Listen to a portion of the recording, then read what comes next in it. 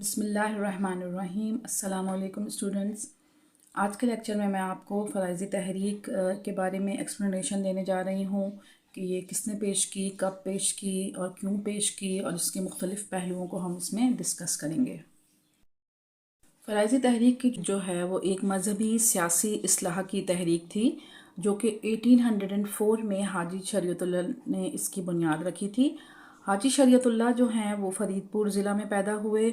उनके माँ बाप को इतना ज़्यादा कोई जानता नहीं था उस वक्त, और ये जब 18 साल के हुए तो ये हज करने के लिए मक्का मुअज़्ज़मा तशरीफ़ ले गए और फिर वहीं पे ये उन्होंने अपनी सकूनत इख्तियार कर ली और हाजी ताहिरुल सुंबल मुल्की के ये मुरीद बन गए। और ताहिरुल सुंबल मुल्की कौन थे? उन दिनों वो शाफ़ी मकतबा फ़िक्र के जो थे वो सरबराह थे। 20 साल इन्होंने वहीं गुजारे और फिर 1802 में उन्होंने वो जो हैं वो एक आलिम और अरबी ज़बान के एक बहुत ही अच्छे आलिम और उम्दा बहस करने वाले के तौर पर ये सामने आए। ठीक है, सालों तक तो ये खामोशी से अपने आबाई ज़िले के जो देहात थे उन्हीं में अपने ख़यालात की जो है वो नशर व इशाअत करते रहे, और जिसके नतीजे में इन्हें बहुत ही मुखालफत का भी सामना करना पड़ा। लेकिन उसके बावजूद बहुत ही जो मुखलिस पैरोकार थे उन्होंने के जो हैं वो उनके ग्रोह में शामिल होते चले गए और रफ्ता रफ्ता ये एक नेक और मुखलिस शख्स के तौर पे जो हैं वो उभर कर सामने आए। अब यही चीज़ जो है वो हम एक माइंड मैप के ज़रिए कैसे करते हैं वो मैं आपको एक्सप्लेन करती हूँ। मैंने एक ये ब्रेन स्टॉर्मिंग के तौर पे जो है ये एक्टिविटी है क्रिएट की है आपके लिए। ये जैसे हाजी शरीयतुल्लाह मैंने जो है सेंटर में लिख लिया, और जो इसके मेन पॉइंट थे जो मैंने अभी आपको एक्सप्लेन किए हैं। फ़राइज़ी तहरीक कौन सी तहरीक थी? एक इस्लाही तहरीक थी। बुनियाद कब रखी गई? 1804 में। अच्छा, पैदाइश कहाँ हुई हाजी शरीयतुल्लाह की? ये ज़िला फ़रीदपुर में हुई। ठीक है, जब वो 18 साल के हुए तो वो हज करने के लिए जो है वो तशरीफ़ ले गए मक्का मुकर्रमा, और वहाँ पर जाकर उन्होंने एक थे उनके मुर्शिद हाजी ताहिरुल सुंबुल के ये मुरीद बन गए। और जो हाजी ताहिरुल सुंबुल मुल्की कौन थे? शाफ़ी मकतबा फ़िक्र के उस वक्त सरबराह थे। ठीक है, अच्छा जी। और उसके बाद फिर 20 साल ये वहीं पे मुकीम रहे, वहीं पे यानी गैर हाजिर रहे यहाँ से अपने इलाके से, और फिर 1802 में वो एक आलिम के तौर पे जो हैं वो सामने आए। ये 20 साल बाद एक आलिम के तौर पर जब सामने आए तो इन्होंने दीन की इस्लाह का यानी मुसलमानों की इस्लाह का काम शुरू किया और अपने ख़यालात जो हैं वो उन तक पहुँचाए, लेकिन जिसकी वजह से उन्हें फिर मुखालफत का सामना करना पड़ा। और लेकिन फिर भी इनसे काफ़ी लोग मुतासिर हुए और इनका जो हल्का अहबाब था, यानी कि इनका जो एक पूरा वो मकतबा फ़िक्र जो इनसे मुतासिर हुए वो इनके साथ जौक दर जौक इनके ग्रुप में शामिल होते चले गए, और इनका जो एक इमेज है वो एक नेक और मुखलिस शख्स के तौर पर जो है वो उभर कर सामने आया। अब इन्होंने जो है वो 1804 में जो तहरीक का आगाज़ किया उसका नाम था फ़राइज़ी तहरीक, और उसके जो थे ना मेन पहलू ये थे, या जो मकसद था उसका ऑब्जेक्टिव जो था उस फ़राइज़ी तहरीक का वो ये था कि मुस्लिम माशरे की वो जो है वो इस्लाह करें। यानी कि उस वक्त के माशरे में जो है वो एक बिगाड़ पैदा हो गया था, और जो हिंदुआना असरात थे वो मुसलमानों में जो हैं वो बहुत ज़्यादा जो हैं वो असरअंदाज हुए थे। तो इस वजह से उन्होंने ये सोचा कि मुस्लिम माशरे की इस्लाह के लिए ये तहरीक जो है वो ज़रूर शुरू करनी चाहिए। और दूसरा ये था कि अंग्रेज़ उस वक्त जो थे वो उनका पूरा कंट्रोल था, तो उनके मुज़ालिम के ख़िलाफ़ भी उन्होंने मुसलमानों को जो है वो मुत्तहिद करना उस वक्त शुरू किया। तो अगर आप लोग भी इसी तरीके से याद करेंगे, यानी कि एक माइंड मैप बना लेंगे, या फिर आप इसको एक जो है वो ये ब्रेन स्टॉर्मिंग के तौर पर भी आप ये इसको ले सकते हैं।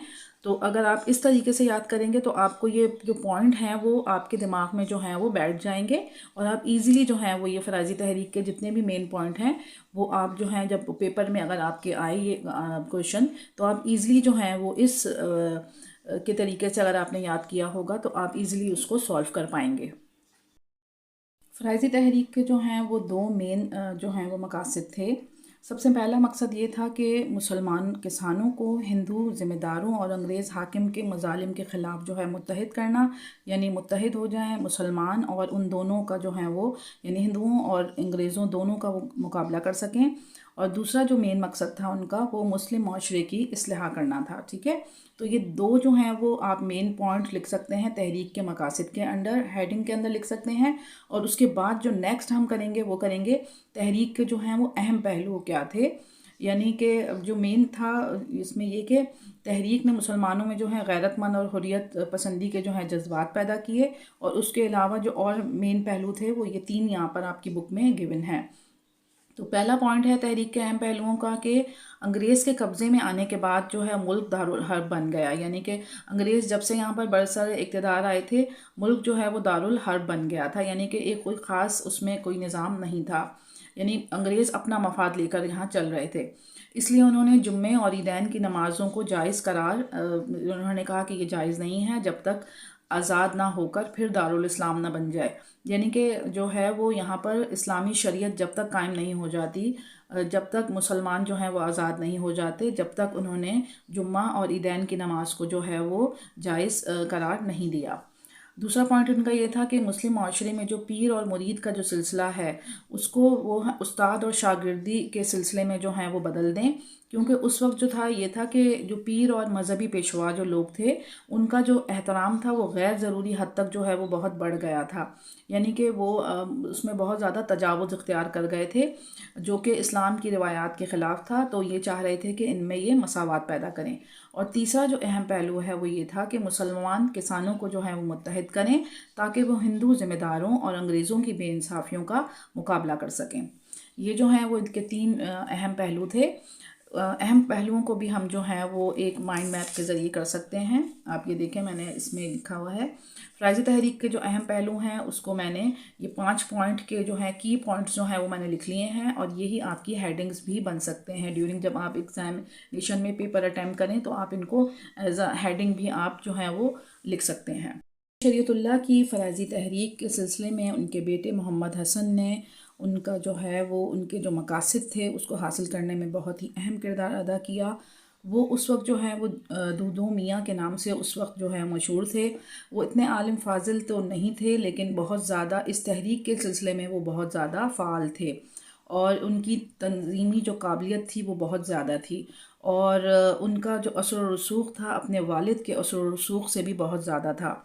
और फ़राइज़ी जो इंतज़ाम थे, फ़राइज़ी तहरीक के हवाले से जो तंज़ीम नौ थी उसके लिहाज से उन्होंने बहुत ही ज़्यादा इसमें अहम किरदार अदा किया, और इस सिलसिले में उन्होंने मशरक़ी बंगाल को मुख्तलिफ़ हलकों में तकसीम किया और हर हलके में अपना एक खलीफा या कारिंदा मुकर्रर किया जो मरकज़ी तंज़ीम के मकासद की तकमील के लिए जो है वो अतियात वसूल करने का मजाज था, यानी इस सिलसिले में उन्होंने अतियात भी वसूल किए।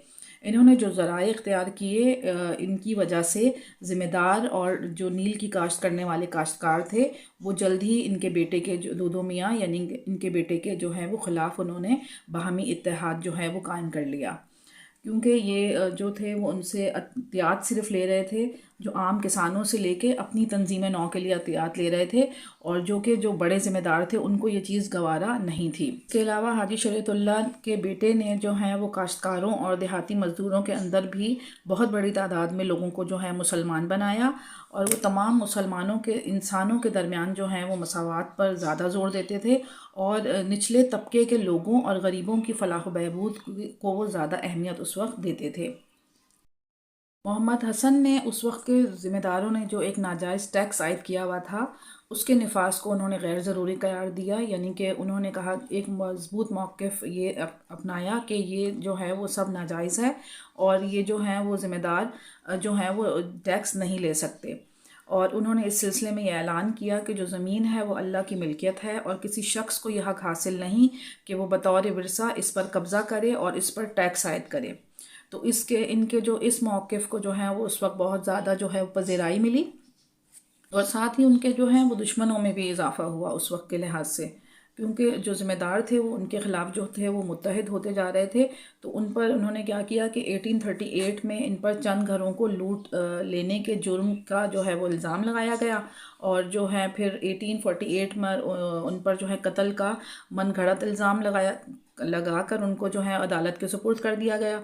लेकिन ज़ाहिर सी बात है उस वक्त उनके पास सबूत कोई नहीं होंगे, तो फिर अदालत ने उन्हें बरी कर दिया, और चंद दीगर मौक़ों पर भी इन्हें मुख्तलिफ़ वजूह की बिना पर मुक़दमात में उलझाया गया। लेकिन वही बात आई कि अदम शहादत यानी गवाहों या उस वक्त जो हैं वो सबूत उनके पास कोई नहीं होंगे, तो उस वक्त वो उन्हें बरी होते रहे। और वो ख़ुद झगड़ों के फ़ैसले करता। यानी कौन करता, ये उसके लिहाज से कहा गया है कि हाजी शरीयतुल्लाह के बेटे जो हैं वो उस वक्त के लिहाज से उनका इतना असर व रसूख होगा कि वो जो है वो झगड़ों के फ़ैसले करते थे और सरसरी अदालत लगाते। और हिंदू, मुस्लिम या ईसाई कोई भी शख्स भी अगर किसी भी मामले में इनके सामने पेश आता तो बग़ैर करीबी मुनसिफ की अदालत में लेकर जाते और इसे सज़ा देते थे। ठीक है, तो आज का लेक्चर जो है वो मैं यहीं पे एंड करती हूँ। अल्लाह हाफ़िज़।